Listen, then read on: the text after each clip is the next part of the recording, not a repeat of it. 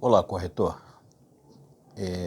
Quero falar com você nesse vídeo sobre um tema que na verdade, é uma dificuldade para nós, que é a gente lidar com aquele pseudo-cliente, que é o turista imobiliário.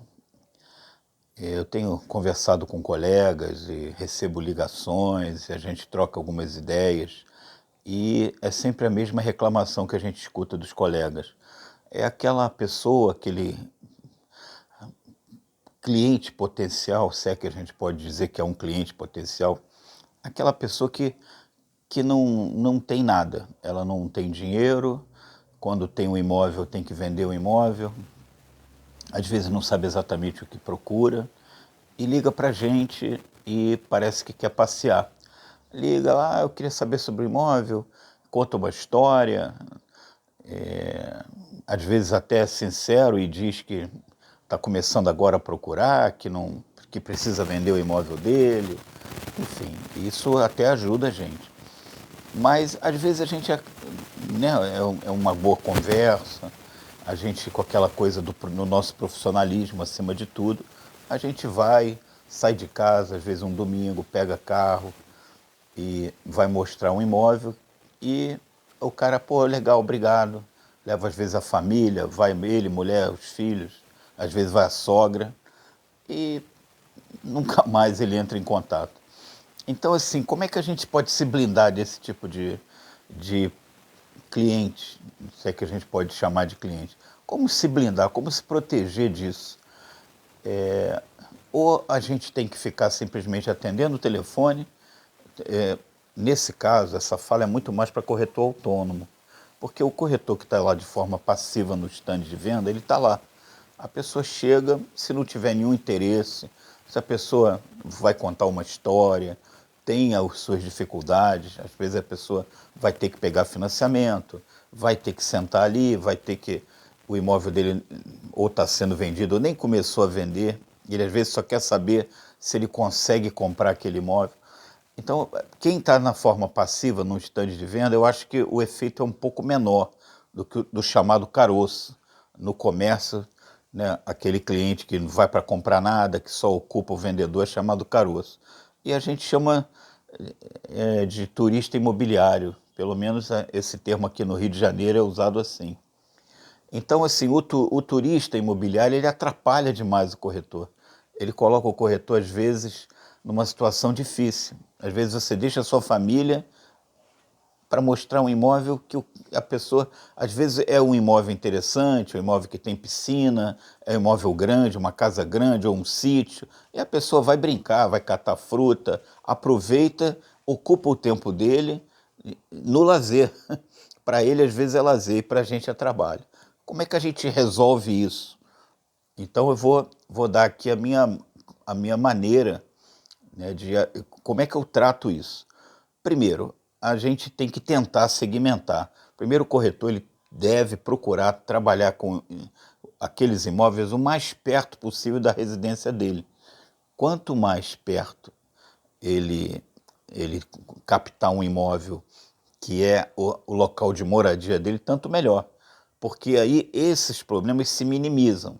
Ele, às vezes, ele não vai se deslocar, né? Ele não vai ter um verdadeiro, vamos dizer assim, uma verdadeira logística para se deslocar, em alguns casos.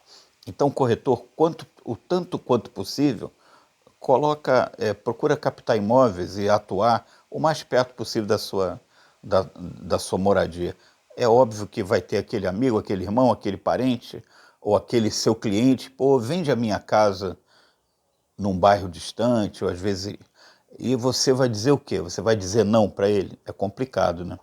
Mas assim, não tenta criar uma carteira, não tenta que os seus imóveis eles sejam assim muito distantes da sua moradia.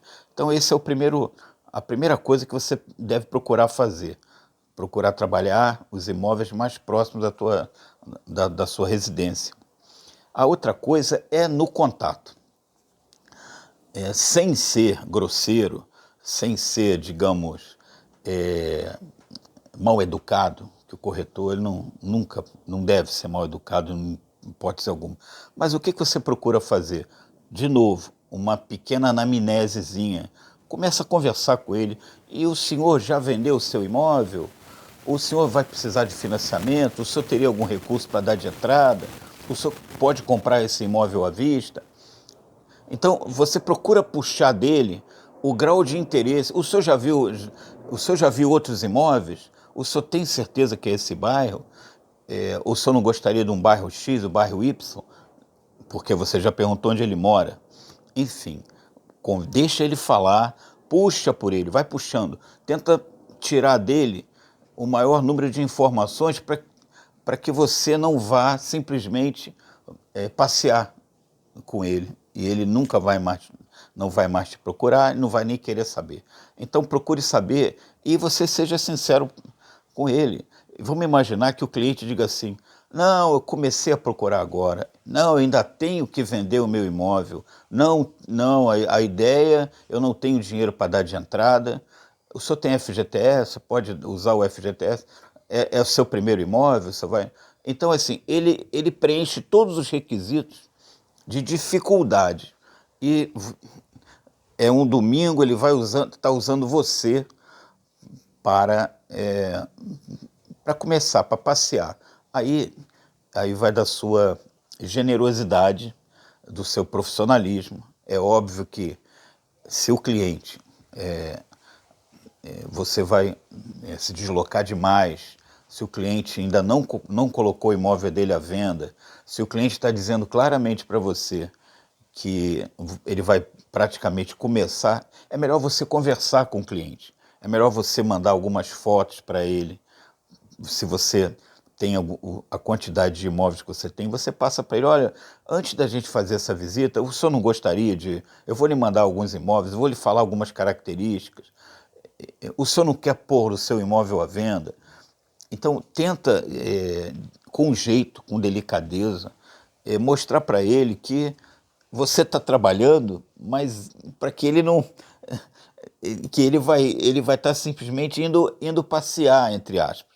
Então, tem que ter muito cuidado. Não é sair que nem descartando esse cliente potencial. Por quê? De acordo com o seu grau de conversa, né, da empatia, de tudo que você demonstrar para ele, ele vai dizer o quê? Pô, esse corretor, vou dar meu imóvel para ele vender. Você vai lá, vende o imóvel dele já com a vantagem que está sabendo o que ele quer, já vai adiantando o que ele quer, e quando a venda acontecer de um lado, você encaminha ele para a venda do outro. Então, assim, é muito difícil lidar com o turista imobiliário. Não é fácil. Lidar com a pessoa que, enquanto você está trabalhando, muitas vezes ela está só se aculturando, conhecendo os imóveis, isso é muito difícil. Então você tenta extrair desse pseudo-interessado o maior número de informações que te ajudem a também... ou então, quer ver uma outra chance? Às vezes você já tem um imóvel, você já tem um horário agendado para mostrar esse imóvel. É uma outra oportunidade.